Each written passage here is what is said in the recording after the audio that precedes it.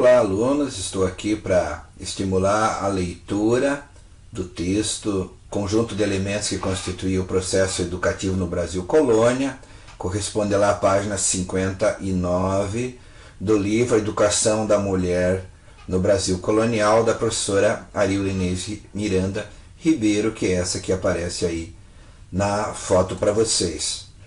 Uma outra autora importante que também trabalha com essa temática é a Mari Del Priore. Então, alguns comentários que a gente acaba fazendo também acaba sendo do livro da Mari Del Priore, né, que é a história das mulheres no Brasil.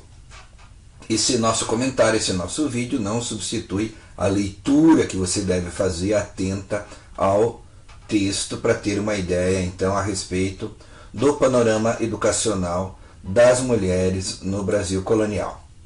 Primeiramente, a professora Arilda já frisa no texto dela que a preocupação dos portugueses com o processo de colonização, a exploração colonial, era, obviamente, a obtenção de lucros com o comércio internacional do extrativismo, da cana-de-açúcar. Então não estava preocupada, a coroa portuguesa não estava preocupada em oferecer nenhum tipo de educação para as mulheres.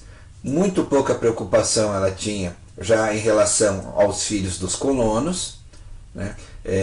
A preocupação com os indígenas apenas no sentido de fazer a pacificação, a catequese, e para isso que os jesuítas vieram aqui como os primeiros professores. E por paradoxal que possa parecer, né, na elite branca portuguesa daquele Brasil colonial, né, além das mulheres serem completamente excluídas do processo educacional, também aqueles que se encontravam diretamente ligados ao processo de exploração do latifúndio. No caso, os filhos primogênitos, os filhos mais velhos, não estudavam. Para que estudar? Tinham que aprender como fazer a exploração da fazenda.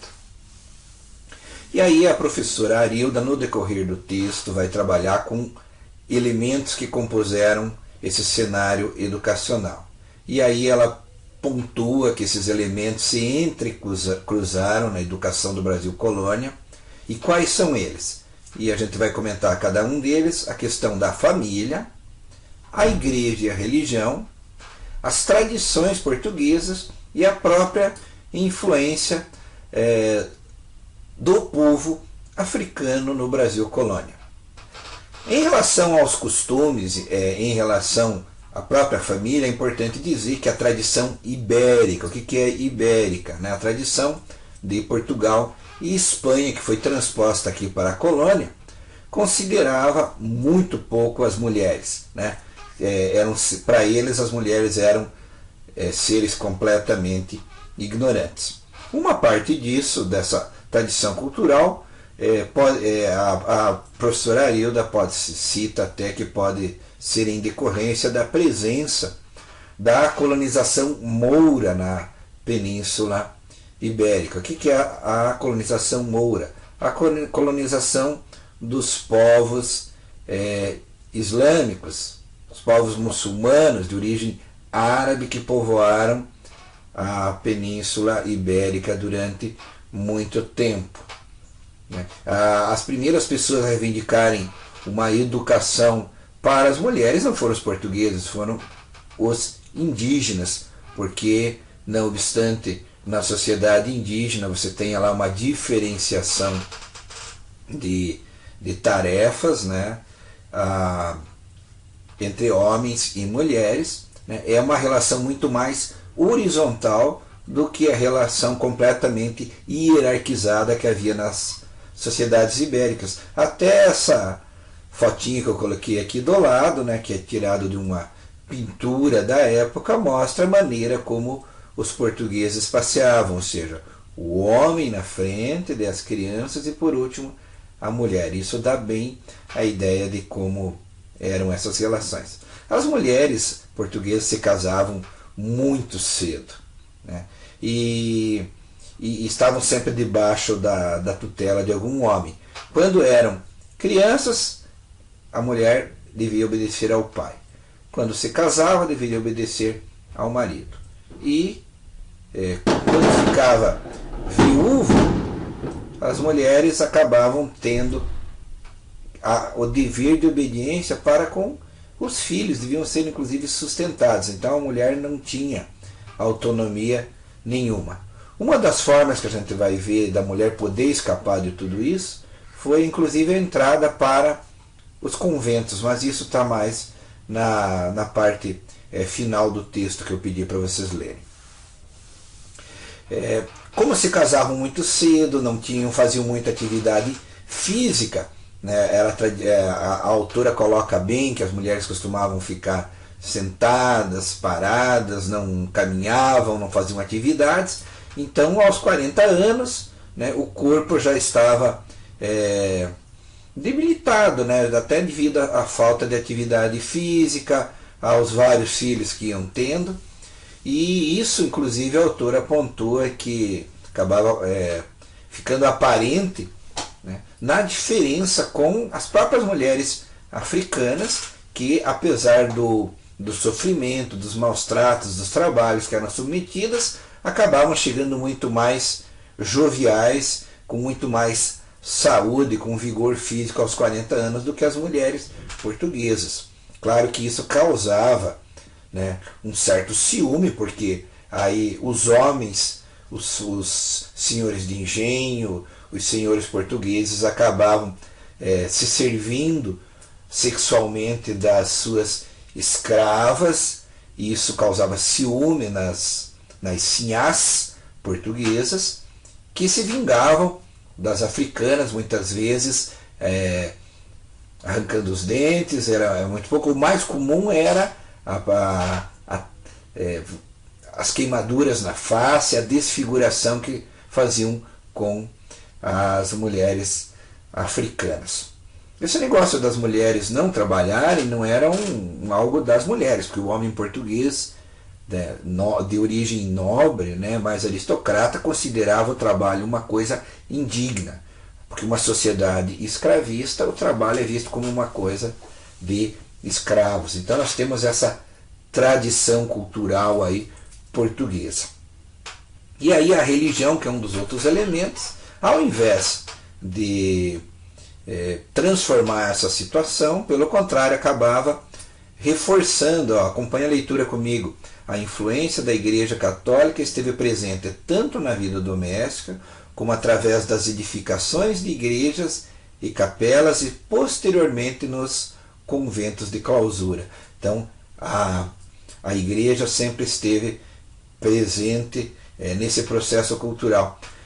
Comentando a fotinha que eu coloquei aí do lado, né, a presença então de uma mulher portuguesa e cercada então dos africanos ali fazendo os diversos serviços. Essa presença africana, além de fazerem parte das tarefas domésticas, acabava tendo uma influência cultural importante, porque a educação das crianças brancas, dos meninos e das meninas, acabava tendo um processo de troca com a cultura africana muito importante, né? As amas de leite, as mães pretas, acabavam ensinando as crianças, filhas dos portugueses, a falar. E a foto, a fotinha que eu coloquei aí, né, uma representação, uma pintura da época, mostra bem isso. Que mais em relação à religião, né? Aparecia como mediadora entre o senhor e o escravo, entre o marido e a esposa, entre o pai e os filhos. Os padres e bispos dependiam dos senhores. Quem manda na região, manda também na religião. E isso explica porque a igreja não rompia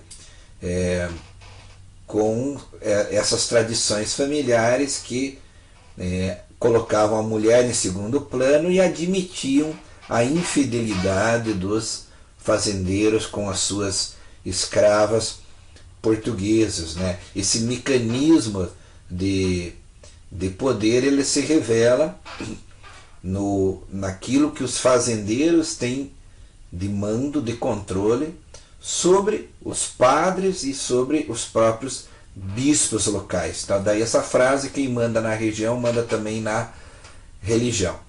E essa dominação, ela se expressa até na maneira como as pessoas se colocavam dentro dos templos religiosos. A autora coloca ali um croquis, né, uma planta baixa de uma igreja, e a maneira como as pessoas se distribuíam. Quem se colocava nos principais lugares, quem se colocava nos lugares laterais e quem se colocava por último, praticamente fora das igrejas, então a população africana. Vejam comigo aqui esse último ponto desse slide. Ó. Na educação colonial também outro elemento teve influência, apesar de ser negado, que eram os costumes e tradições dos negros africanos, principalmente a mulher que vivia reclusa na propriedade, cercada das mucamas, né, das serviçais de origem africana. Aquilo que eu tinha comentado agorinha há pouco. Sendo assim, as mulheres portuguesas, afastadas da educação formal, se tornavam pessoas ignorantes, sem cultura, analfabetas. Isso era terrível para elas, porque essa situação de exclusão fazia com que, até mesmo nos processos de herança, de testamento, elas fossem muitas vezes enganadas por parentes, até mesmo pelos filhos, né? E esse medo de oferecer uma educação formal para as mulheres se explica muitas vezes pela mentalidade masculina, que acreditava que quanto menos instrução a mulher tivesse, melhor. Se ela não soubesse ler, se ela não soubesse escrever, também ela não corria o risco de trocar bilhetes amorosos com amantes, esse tipo de coisa. Claro que isso é verdade em parte, mas as mulheres no Brasil colônia, quando quiseram flertar, e a autora mostra bem isso no texto, sempre deram um jeito. Tem até aquela tradição que as mulheres analfabetas conseguiam mandar recado, flertar, né, com os seus pretendentes através de flores. Então havia um código através de flores, através do qual eles trocavam mensagens. Sendo assim, a mulher oprimida o tempo todo, não restava outra alternativa. Bom, aí para a leitura do texto, né, o texto que eu pedi para vocês lerem vai até aquela parte que tem lá o abecedário de como a mulher deveria se comportar. Mas eu vou completar com algumas observações, né, que uma das maneiras das mulheres se libertarem era entrando para um convento, para uma clausura. Pode parecer estranho para nós, porque existe uma imagem de que a vida reclusa de uma freira, de clausura, a vida de uma mulher dentro do convento seria uma vida de opressão. Porém, dentro daquele contexto do Brasil colônia, onde as mulheres estavam submetidas aos homens, o fato delas irem para um convento, a nossa autora diz que se constituía num instante de libertação. E não eram todas que podiam ir para o convento, porque para serem admitidas num daqueles conventos, o estudo que ela faz é de um convento em Salvador, na Bahia. Então, para serem admitidas lá no convento, elas tinham que ter posses, tinham que ter dotes. Aquelas mais ricas, né, havia uma hierarquia dentro do convento, né? As mais ricas usavam o véu preto, as mais novas, as postulantes, as que tinham menor hierarquia e eram as mais pobres, usavam véu branco. No final da hierarquia, as mulatas e mulheres negras que só puderam ser admitidas, né, depois de 1720. Então, aí sim, as mulheres negras ocuparam, as mulatas ocuparam o final da hierarquia após 1720. E havia toda uma preocupação do clero, havia uma preocupação dos homens com essa autonomia que as mulheres tinham dentro do convento. Vale a pena a gente prestar atenção naquele último trechinho ali do slide que diz assim, desde que tivessem dotes, era possível às mulheres da época colonial escolher uma outra alternativa para se esquivar dos pais e maridos ciumentos. Era o ingresso nos conventos. Esses serviriam tanto para as filhas que desejavam permanecer na vida contemplativa, religiosa, como para, muitas vezes era uma saída para os pais que mandavam as filhas para o convento como se fosse uma espécie de prisão contra a vontade dessas mulheres. Dentro do convento, então, não era um ideal religioso que permanecia, porque havia uma diferenciação em função da riqueza entre as irmãs do convento, e que isso expressa os valores da época, né?